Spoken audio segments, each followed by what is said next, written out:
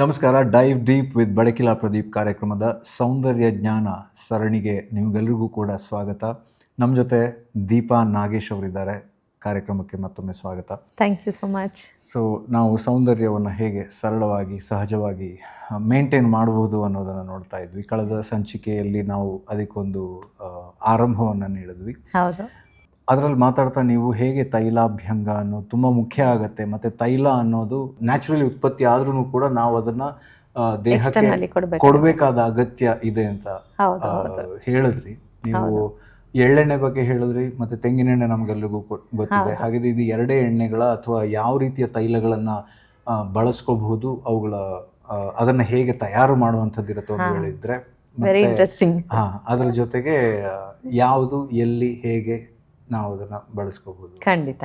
ಈಗ ನಮಗೆ ಸ್ಕಿನ್ನಿಗೆ ಮೇಯ್ನಾಗಿ ಬೇಕಾಗಿರೋವಂಥದ್ದು ಅಂತಂದರೆ ಎಲಾಸ್ಟಿಸಿಟಿ ಅಂತ ಹೇಳ್ತೀವಿ. ಅಂದರೆ ನಮ್ಮ ಸ್ಕಿನ್ ಸ್ಟ್ರೆಚ್ ಆಗ್ತಾ ಇರುತ್ತೆ, ಅಂದರೆ ಎಕ್ಸ್ಪೆನ್ಷನ್ ಆ್ಯಂಡ್ ಕಾಂಟ್ರಾಕ್ಷನ್ ಆಗ್ತಾ ಇರುತ್ತೆ.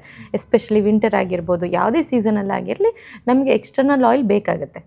ಇದು ಹೇಗೆ ಅಂತಂದರೆ, ಇವಾಗ ನಮ್ಮ ಬಾಡಿಲಿ ಆಲ್ರೆಡಿ ಪ್ರೋಟೀನ್ ಇರುತ್ತೆ, ಫ್ಯಾಟ್ ಇರುತ್ತೆ, ನಾವು ಯಾಕೆ ಎಕ್ಸ್ಟರ್ನಲಿ ಫುಡ್ಡಲ್ಲಿ ತೊಗೊಳ್ತೀವಿ ಅಲ್ವಾ?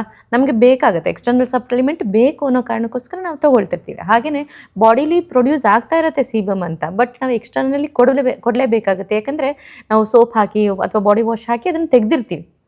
ನಮ್ಮ ಎಕ್ಸ್ಟರ್ನಲ್ಲಿ ನಾವು ಏನು ಪ್ರೊಡ್ಯೂಸ್ ಆಗಿರುತ್ತೆ ಅದನ್ನು ತೆಗಿತಿರ್ತೀವಿ.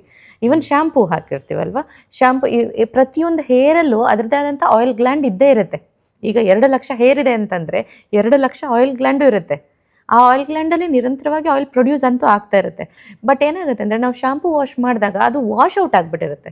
ಹಾಗಾಗಿ ಹೇರಿಂದ ಹಿಡಿದು ಎಂಟೈರ್ ಬಾಡಿಗೆ ಅಭ್ಯಂಗ ಅಂತಂದರೆ ನಾವು ಅಟ್ಲೀಸ್ಟ್ ಒಂದು ಆಯಿಲ್ ಅಪ್ಲಿಕೇಶನ್ ತುಂಬ ಇಂಪಾರ್ಟೆಂಟ್ ಆಗಿರುತ್ತೆ. ಮಕ್ಕಳಿಗೆ ಹೇಗೆ ಚಿಕ್ಕ ಮಕ್ಕಳಿದ್ದಾಗ ದಿನ ಸ್ನಾನ ಮಾಡಿಸುವಾಗ ಎಣ್ಣೆ ಹಚ್ಚಿ ಸ್ನಾನ ಮಾಡಿಸ್ತೀವಿ, ಒಂದು ಸ್ವಲ್ಪ ದೊಡ್ಡವರಾದ ತಕ್ಷಣ ಆ ಲೆಗೆಸಿನೇ ಬಿಟ್ಟು ಹೋಗ್ಬಿಡುತ್ತೆ.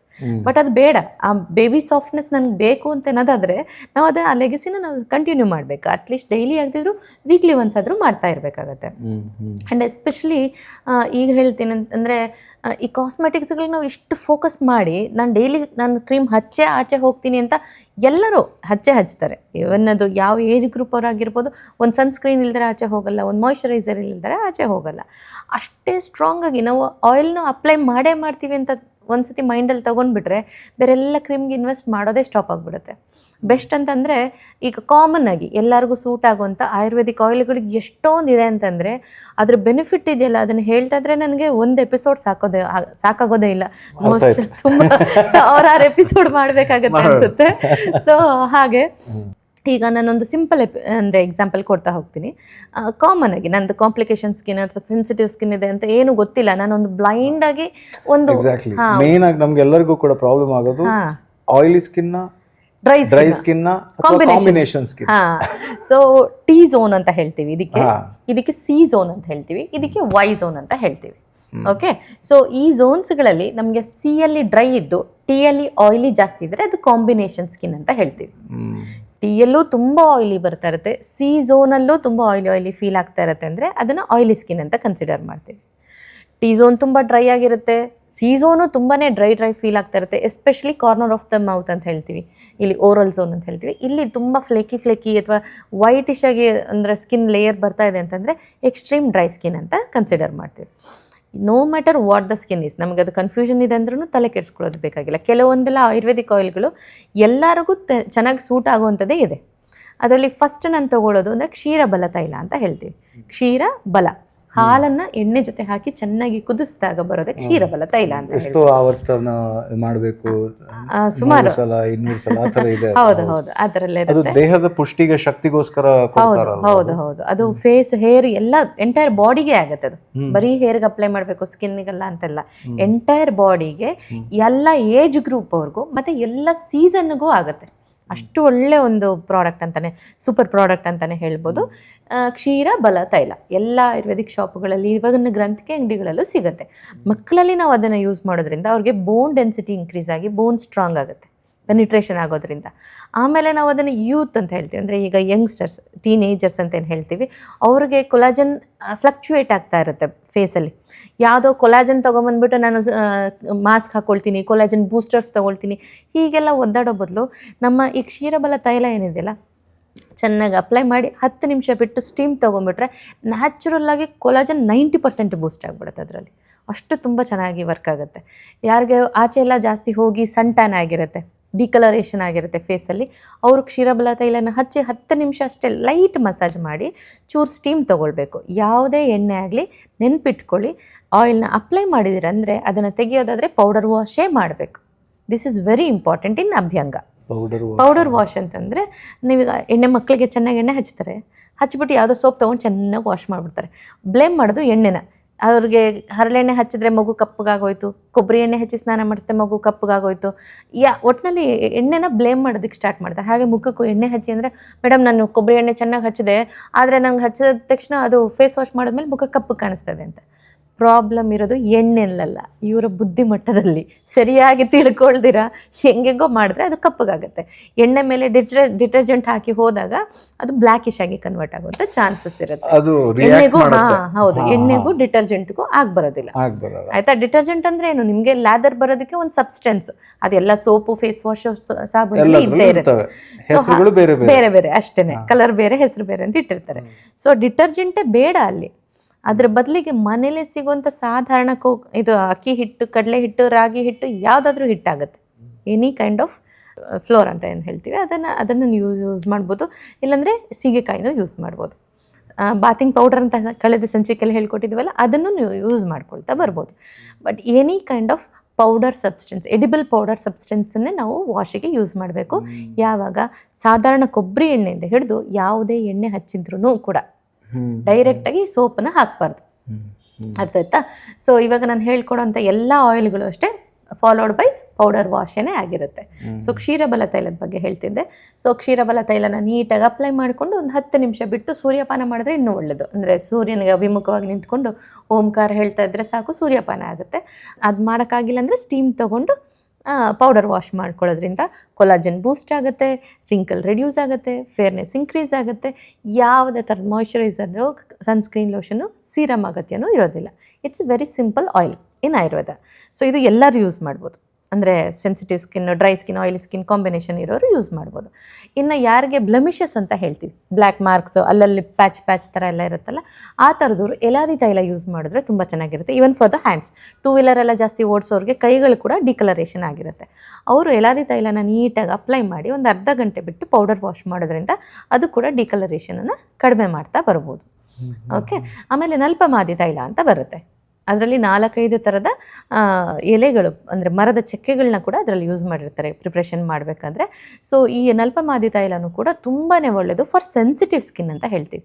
ಯಾರ್ದೆಲ್ಲ ತುಂಬ ಹೈಪರ್ ಸೆನ್ಸಿಟಿವ್ ಇರುತ್ತೆ ಆ ಥರದವ್ರಿಗೆ, ಮತ್ತು ಮಾರ್ಕ್ಸ್ ಬಂದು ಹೋಗಿರುತ್ತೆ, ಪಿಗ್ಮೆಂಟೇಷನ್ ಮಾರ್ಕ್, ಪಿಂಪಲ್ ಮಾರ್ಕ್, ಈ ಥರದವ್ರಿಗೆಲ್ಲ ನಲ್ಪಮಾದಿ ತೈಲ ತುಂಬಾ ಯೂಸ್ಫುಲ್ ಆಗಿರುತ್ತೆ. ಸೊ ಬೇರೆ ಬೇರೆ ತೈಲಗಳು ಬೇರೆ ಬೇರೆ ಪರ್ಪಸ್ಸಿಗೆ ಯೂಸ್ ಮಾಡೋ ಅಂಥದ್ದು. ಆಮೇಲೆ ಈಗ ಫೇರ್ನೆಸ್ ಕ್ರೀಮ್ ತುಂಬ ಎಲ್ಲರಿಗೂ ಖುಷಿ ಕೊಡುತ್ತೆ, ಮಜಾ ಕೊಡುತ್ತೆ. So fairness is not a parameter of beauty, of course ನಾನು ಅದನ್ನು ಖಂಡಿತ. ಬಟ್ ಸ್ಟಿಲ್ ಫೇರ್ನೆಸ್ಗೆ ಟಾರ್ಗೆಟ್ ಮಾಡಿ ಯಾವುದೋ ಕಚ್ಚಡ ಬ್ಲೀಚ್ ಆಗಲಿ ಕೆಮಿಕಲ್ ಪ್ರಾಡಕ್ಟ್ಗಳನ್ನೆಲ್ಲ ಯೂಸ್ ಮಾಡೋ ಬದಲಿಗೆ ಕುಂಕುಮಾದಿ ತೈಲ ಅಂತ ಸಿಗುತ್ತೆ. ಇದನ್ನು ಮನೆಯಲ್ಲೂ ತುಂಬ ಈಸಿಯಾಗಿ ಮಾಡ್ಕೊಳ್ಬೋದು. ಕೇಸರಿ, ಸ್ವಲ್ಪ ಕೊಬ್ಬರಿ ಎಣ್ಣೆ, ಈಕ್ವಲ್ ಕ್ವಾಂಟಿಟಿ ಆಫ್ ಎಳ್ಳೆಣ್ಣೆ, ಇದಿಷ್ಟಕ್ಕೆ ಸ್ವಲ್ಪ ರೋಸ್ ಪೆಟಲ್, ಇದಿಷ್ಟನ್ನ ಹಾಕಿ ಸ್ಲೋ ಕುಕಿಂಗ್, ಅಂದರೆ ಪಂಚಲೋಹದಲ್ಲಿ ರೋಸ್ ಪೆಟಲ್, ಹೌದು ಒಣಗಿಲ್ಲ, ಹಸಿದು ಹಾಕಿದ್ರು ನಡೆಯುತ್ತೆ. ಸ್ವಲ್ಪ ಜಾಸ್ತಿ ಹೊತ್ತು ಬಿಸಿ ಮಾಡಬೇಕದು, ಅದು ಸ್ವಲ್ಪ ಸಾರ ಹೊರ ಬರೋ ತನಕ. ಡ್ರೈಡ್ ವರ್ಷನ್ ಇದೆ ಅಂತಂದರೆ ಅದನ್ನು ನಾವು ಎಣ್ಣೆಗೆ ಹಾಕಿ ಚೆನ್ನಾಗಿ ಕುದಿಸ್ಬೇಕು. ಇದರಲ್ಲಿ ರೋಸ್ ಪೆಟ್ಲ್ಗಿಂತ ಇಂಪಾರ್ಟೆಂಟು ಕೇಸರಿ, ಕಾಶ್ಮೀರ್ ಕೇಸರಿ ಅಂತ ಬರುತ್ತಲ್ಲ ಅದು. ಸೊ ಸ್ಯಾಫ್ರನ್ ಅಂತ ನಾವೇನು ಹೇಳ್ತೀವಿ, ಸ್ಯಾಫ್ರನಿಂದನೇ ಮಾಡೋ ಅಂಥದ್ದು ಕುಂಕುಮಾದಿ ತೈಲ. ಕುಂಕುಮ ಮೀನ್ಸ್ ಸಾಂಸ್ಕ್ರಿಟ್ ಅಲ್ಲಿ ಅದೇನೆ, ಕೇಸರಿಗೆ ಕುಂಕುಮ ಅಂತ ಹೇಳೋದು. ಸೊ ಅದರಿಂದ ತೆಗೆಯುವಂಥ ಆಯಿಲ್ಗೆ ಸ್ಯಾಫ್ರನ್ ಆಯಿಲ್ ಅಂತ ಹೇಳ್ತೀವಿ. ಸೊ ಇದ್ರದ್ದು ಸೀರಮ್ ಎಲ್ಲ ಬಂದಿದೆ, ಖಂಡಿತವಾಗ್ಲೂ ಅದೆಲ್ಲ ಬಕ್ವಾಸ್, ಅದನ್ನೆಲ್ಲ ಯೂಸ್ ಮಾಡೋಂಥ ಅಗತ್ಯ ಇಲ್ವೇ ಇಲ್ಲ. ಮನೆಯಲ್ಲೇ ಈಸಿಯಾಗಿ ಇದನ್ನು ಮಾಡ್ಕೊಳ್ಬೋದು. ಇದೆಲ್ಲ ಬೇಡ ಅಂದರೆ ನಾವು ಪಾರ್ಲರಲ್ಲಿ ಯೂಸ್ ಮಾಡುವಂಥ ಒಂದು ಸೂಪರ್ ಸೀಕ್ರೆಟ್ ಹೇಳ್ಕೊಡ್ತೀನಿ. ತುಂಬ ಜಾಸ್ತಿ ಅಂದರೆ ರಿಸಲ್ಟ್ ಬೇಕು ಅನ್ನೋದಾದರೆ ಬೆಣ್ಣೆಲಿ ಹಾಕಬೇಕು. ನಾವು ಅದನ್ನು ನಾಟಿ ಹಸುವಿನ ಬೆಣ್ಣೆಗೆ ಕೇಸರಿ ದಳಗಳನ್ನ ಹಾಕಿ ಡಬಲ್ ಬಾಯ್ಲ್ನ ಮಾಡ್ತೀವಿ. ಅದು ಕ್ಷೀರಬಲ ತೈಲಕ್ಕಿಂತ ಡಬಲ್ ರಿಸಲ್ಟ್ ಕೊಡುತ್ತೆ. ಯಾರಿಗೆ ತುಂಬ ಫಾಸ್ಟಾಗಿ ಫೇರ್ನೆಸ್ ಬೇಕು ಅಂತ ಅನಿಸುತ್ತೋ ಅವರು ಖಂಡಿತವಾಗ್ಲೂ. ಸೊ ಯಾರು ಬೇಕಾದ್ರೂ ಯೂಸ್ ಮಾಡ್ಬೋದು. ಹೆಸರು ನಮ್ಮ ಸೀರೀಸಿಗೆ ಹೆಸರು ಇಡೋಣ ಅಂತ ಹೇಳಿದಾಗ ಏನೋ ನಾರಿ ಸೌಂದರ್ಯ, ಅದು ಯಾಕೆ ನಾವು ಚೆನ್ನಾಗಿ ಕಾಣಿಸ್ಬಾರ್ದು ಖಂಡಿತ ಚೆನ್ನಾಗಿ ಕಾಣಿಸೋದ ಹಕ್ಕು ಪ್ರತಿಯೊಬ್ಬರಿಗೂ ಇರುತ್ತಲ್ಲ, ಪ್ರತಿಯೊಬ್ಬರಿಗೂ ಬೇಕು. ಹೌದು ಹೌದು. ಸೊ ಖಂಡಿತವಾಗ್ಲೂ ಗಂಡ್ಮಕ್ಳು ಯೂಸ್ ಮಾಡ್ಬೋದು. ಈವನ್ ಗ್ರೂಮ್ ಬ್ರೈಡಲ್ ಪ್ಯಾಕೇಜ್ ಅಲ್ಲಿ ಗ್ರೂಮ್ಗಳಿಗೂ ಸಜೆಸ್ಟ್ ಮಾಡ್ತೀವಿ. ಟ್ರೆಂಡಿಂಗು. ಹೌದು ಹೌದು. ಈ ಕ್ಷೀರಬಲ ತೈಲನ ಮತ್ತೆ ಕುಂಕುಮಾದಿ ತೈಲನ ಮನೆಯಲ್ಲೇ ಪ್ರಿಪ್ರೇಷನ್ ಮಾಡಿಕೊಂಡು ಅದನ್ನ ಅಂದ್ರೆ ಸಾಧ್ಯ ಆದಷ್ಟು ತಾಮ್ರದ್ದು, ಹಿತ್ತಾಳೆ ಅಥವಾ ಪಂಚಲೋಹ ಪಾತ್ರೆಯಲ್ಲಿ ಇದನ್ನ ಬಿಸಿ ಮಾಡೋದು ಒಳ್ಳೇದಿರುತ್ತೆ. ಸೊ ಅದರ ಲೋಹದ ತತ್ವ ಕೂಡ ಬಿಟ್ಟಿರುತ್ತೆ. ಅದನ್ನ ನೀಟಾಗಿ ರೆಗ್ಯುಲರ್ ಆಗಿ ಅಪ್ಲೈ ಮಾಡ್ಕೊಂಡು 10ರಿಂದ 15 ನಿಮಿಷ ಬಿಟ್ಟು ಪೌಡರ್ ವಾಶ್ ಮಾಡೋದ್ರಿಂದ ನಮ್ಮ ಸ್ಕಿನ್ ಹೆಲ್ತ್, ಬ್ಯೂಟಿ ಎಲ್ಲದನ್ನು ಮೇಂಟೈನ್ ಮಾಡ್ತಾ ಬರ್ಬೋದು. ಸೊ ಒಟ್ಟಾರೆಯಾಗಿ ಎಣ್ಣೆ ಅನ್ನುವಂಥದ್ದು ತುಂಬಾ ಎಸೆನ್ಷಿಯಲ್. ಹೌದು, ಅಭ್ಯಂಗ ಶಾಸ್ತ್ರದ ಮೊದಲನೇ ಲೈನ್. ಅದನ್ನ ಹಚ್ಚೋದು ಮಾತ್ರ ಅಲ್ಲ, ಅದನ್ನ ಹೇಗೆ ತೆಗಿಯೋದು ಅನ್ನೋದು ಕೂಡ ವಾಶ್ ಖಂಡಿತ ಖಂಡಿತ ಖಂಡಿತ. ಸೊ ಅಭ್ಯಂಗದ ಮೊದಲನೇ ಲೈನೇ ಎಣ್ಣೆ. ಎಷ್ಟು ಹೊತ್ತು ಈಗ ಎಣ್ಣೆ ಹಚ್ಚಿ ಅದನ್ನ ಪೌಡರ್ ವಾಶ್ ಮಾಡಿ, ಅಂದ್ರೆ ಪೌಡರ್ ಇದು ಹಾಕಿ ಸೋಪ್ ಬದಲು ಅದಾದ ನಂತರ ನಾವು ಅಂದ್ರೆ ಇದು 10-15 ನಿಮಿಷ ನಂತರ ವಾಶ್ ಮಾಡೋದು ಬೆಟರ್ ಇರುತ್ತೆ. ಅದಾದ ನಂತರ ಎಷ್ಟು ಹೊತ್ತು ಹಾಗೆ ಬಿಡಬೇಕು? ಬೇರೆ ಏನೇ ಸೋಪ್ ಹಾಕೋದು, ಮುಟ್ಟೋದಿರ್ಬೋದು ಅಥವಾ ಅದನ್ನ ಮುಟ್ಟದೇ ಇರೋದು, ಹೊರಗೆ ಹೋಗದೆ ಇರ್ಬೇಕಾ, ಆ ಥರ ಏನಾದ್ರೂ ಇದೆಯಾ? ಇದಕ್ಕೆ ಯಾವ ರೂಲ್ಸ್ ಅಂಡ್ ರೆಗ್ಯುಲೇಷನ್ಸು ಇಲ್ಲ. ಅಂದ್ರೆ ಅಭ್ಯಂಗ ಶಾಸ್ತ್ರದಲ್ಲಿ ನೀವು 10ರಿಂದ 15 ನಿಮಿಷ ಎಣ್ಣೆ ಹಚ್ಚಿ ಆಮೇಲೆ ಪೌಡರ್ ವಾಶ್ ಮಾಡೋದಕ್ಕೆ ಸ್ಟಾರ್ಟ್ ಮಾಡಿದ್ರೆ ಬಂಡಲ್ಸ್ ಆಫ್ ಈ ಸೋಪು, ಫೇಸ್ ವಾಶ್, ಬಾಡಿ ವಾಶ್ಗಳನ್ನೆಲ್ಲ ಡಸ್ಟ್ಬಿನ್ನಿಗೆ ಹಾಕೋದು ಖಂಡಿತ. ಅದಕ್ಕೂ ಮೀರಿ ಮಾಡ್ತೀವಿ ಅಂದರೆ ಅಟ್ಲೀಸ್ಟ್ ಒಂದು ಅರ್ಧ ಗಂಟೆ ಬಿಟ್ಟು ಇದನ್ನು ಯೂಸ್ ಮಾಡ್ಕೊಳ್ಬೋದು. ನೀವು ಬಾಡಿ ವಾಶೇ ಮಾಡ್ತೀರಾ ಅಂದರೆ ಒಂದು ಅರ್ಧ ಗಂಟೆ ಬಿಟ್ಟು ಯೂಸ್ ಮಾಡ್ಕೊಳ್ಬೋದು. But I am dam sure ಇದಾದಮೇಲೆ ಯಾವುದು ಮಾಯ್ಶ್ಚರೈಸರ್ ಎಲ್ಲ ಹಚ್ಚೋ ಅಗತ್ಯನೇ ಬರಲ್ಲ, ಯಾಕಂದರೆ ಸ್ಕಿನ್ ಆಲ್ರೆಡಿ ನರಿಶ್ ಆಗಿರುತ್ತೆ. ಸೊ ಅದ್ರ ಮೇಲೆ ಎಕ್ಸ್ಟ್ರಾ ಪೇಂಟ್ ಎಲ್ಲ ಹಚ್ಚೋಂಥ ನೆಸೆಸರಿ ಖಂಡಿತ ಇರೋದೇ ಇಲ್ಲ. ಮತ್ತು ಇನ್ನೊಂದು ವಿಷಯ ನಾನು ಹೀಗೆ ಕೇಳಿದ್ದೇನು ಅಂತಂದರೆ, ನಾವು ತಲೆಗೆ ಎಣ್ಣೆ ಹಚ್ಚಿದ್ರೆ ಅಥವಾ ಮೈಗೆ ಎಣ್ಣೆ ಹಚ್ಚಿದ್ರೆ ಪೂರ್ತಿ, ಈಗ ಸೋಪ್ ವಿಚಾರ ಬೇಡ ಅಂತ ಹೇಳಿದಿರ ನೀವು, ಆದರೂ ನಾನು ಕೇಳೋದೇನು ಅಂತಂದರೆ ಅದನ್ನು ಪೂರ್ತಿ ಡ್ರೈ ಆಗುವಷ್ಟು ಸ್ನಾನ ಮಾಡಬಾರ್ದು. ಹೌದು, 2 ಸತಿ ಸ್ನಾನ ಎಣ್ಣೆ ತೆಗಿಯೋದಕ್ಕೆ ಅಂತ ಹೇಳ್ಕೊಂಡು ಇದು ಮಾಡಬಾರ್ದು. ಹೌದು ಹೌದು, ಅದು ನಿಜವಾಗ್ಲೂ. ಯಾಕಂತಂದರೆ ನಾವು ಪೌಡರ್ ವಾಶಲ್ಲೇ ಕರೆಕ್ಟಾಗಿ ಅದು ಬ್ಯಾಲೆನ್ಸ್ ಆಗಿರುತ್ತೆ, ಸಿಬಮ್ ಬ್ಯಾಲೆನ್ಸ್ ಆಗಿರುತ್ತೆ. ನಾವು ಇವಾಗ ಎಣ್ಣೆ ಹಚ್ಚಿ ಪೌಡರ್ ವಾಶ್ ಮಾಡಿರ್ತೀವಲ್ಲ ಅಷ್ಟೇ ಸಾಕಾಗುತ್ತೆ. ಅಕಸ್ಮಾತ್ ಅದಕ್ಕೆ ಬಾಡಿ ಓಡರ್ನ ರೆಡ್ಯೂಸ್ ಮಾಡ್ಕೊಳ್ಳೋದಕ್ಕೆ, ಡಿಯೋಡ್ರೈಸ್ ಮಾಡ್ಕೊಳ್ಳೋದಕ್ಕೆ ಏನಾದರೂ ಬೇಕು ಅನ್ನೋದಾದರೆ ಮಾತ್ರನೇ ಈ ರೀತಿ ಸೋಪ್ ಅಥವಾ ಡಿಟರ್ಜೆಂಟ್ಸ್ಗಳನ್ನ ಅವ್ರು ಯೂಸ್ ಮಾಡ್ಕೊಳ್ಬೋದು. ಅದು ಒಂದು 10-15 ನಿಮಿಷ ಬಿಟ್ಟು ಯೂಸ್ ಮಾಡಬೇಕು. ಕ್ವಾಂಟಿಟಿ ತುಂಬ ಕಡಿಮೆ ಯೂಸ್ ಮಾಡಬೇಕು. ಇನ್ ಜನರಲ್ ಮಾಡೋದಕ್ಕಿಂತ ವೇಸ್ಟ್ ಆಗಿಬಿಡುತ್ತೆ. ಸೊ ಯಾವುದೇ ಆಗಲಿ ಅಧಿಕಸ್ಯಂ ಅಮೃತಂ ವಿಷಮ್ ಅಂತ ಹೇಳ್ತಾರಲ್ಲ, ಆಯಿಲು ಅಷ್ಟೇ ಹಚ್ಚಿ ತುಂಬ ಹೊತ್ತು ಫೇಸಿಗೆ ಬಿಡೋವಂಥ ಅಗತ್ಯ ಇರೋಲ್ಲ. ಬಾಡಿಗೂ ಅಷ್ಟೇ ಅರ್ಧ ಗಂಟೆಲಿ ಅದು ಅಬ್ಸಾರ್ಬ್ ಆಗಿಬಿಟ್ಟಿರುತ್ತೆ. ಬಾಡಿ ಒಳಗಡೆ ಪೆನಿಟ್ರೇಷನ್ ಈಸ್ 20 to 22 ಮಿನಿಟ್ಸ್ ಅಷ್ಟೇ. ಅದ್ರ ಮೇಲೆ ಅಬ್ಸಾರ್ಬ್ ಆಗೋದೇ ಇಲ್ಲ. ಇವಾಗ ಹೇರ್ ಪ್ಯಾಕ್ ಆಗಲಿ ಏನಾದರೂ ಹಚ್ಕೊಂಡ್ರು ಅಷ್ಟೇ 20 ನಿಮಿಷ ಈ ಸೈಡಲ್ ಅಂತ ಹೇಳ್ತೀವಿ. ಸೊ ಅಷ್ಟರೊಳಗಡೆ ಅದನ್ನು ವಾಶ್ ಮಾಡೋದು ಇಂಪಾರ್ಟೆಂಟ್ ಆಗಿರುತ್ತೆ. ಆಮೇಲೆ ಅದನ್ನೆಲ್ಲ ಮಾಡಿದ್ಮೇಲೆ ಬಿಸಿಲಿಗೆಲ್ಲ ಹೋಗಬಾರ್ದು ಅಂತ ಯಾವುದೂ ಇಲ್ಲವೇ ಇಲ್ಲ. ಸೊ ಖಂಡಿತವಾಗ್ಲೂ ಸೂರ್ಯನ ಬೆಳಕಿನಲ್ಲಿ ಅಪಾರವಾದ ವಿಟಮಿನ್ ಡಿ ಇರುತ್ತೆ. ಸೊ ಸೂರ್ಯ ಶಕ್ತಿ ನಮಗೆ ಬೇಕೇ ಬೇಕು. ಹಾಗಾಗಿ ಸನ್ನೆಗೆ ಎಕ್ಸ್ಪೋಸ್ ಆಗೋದಕ್ಕೆ ತಪ್ಪು ಅಂತ ನಮ್ಮ ಅಭ್ಯಂಗದಲ್ಲಿ ಎಲ್ಲೂ ಇಲ್ಲಸ್ಟ್ರೇಟ್ ಆಗೇ ಇಲ್ಲ. ಇದೆಲ್ಲ ಪ್ರೋಸೆಸ್ ಆದ್ಮೇಲೆ ಖಂಡಿತವಾಗ್ಲೂ ಸನ್ನಿಗೆ ಎಕ್ಸ್ಪೋಸ್ ಆದ್ರೂ ಏನೂ ತೊಂದರೆ ಆಗೋದೇ ಇಲ್ಲ. Thank you so much. It's a pleasure. ಮುಂದಿನ ಸಂಚಿಕೆಯಲ್ಲಿ ಸಿಗೋಣ. ಖಂಡಿತ ಖಂಡಿತ. Thank you.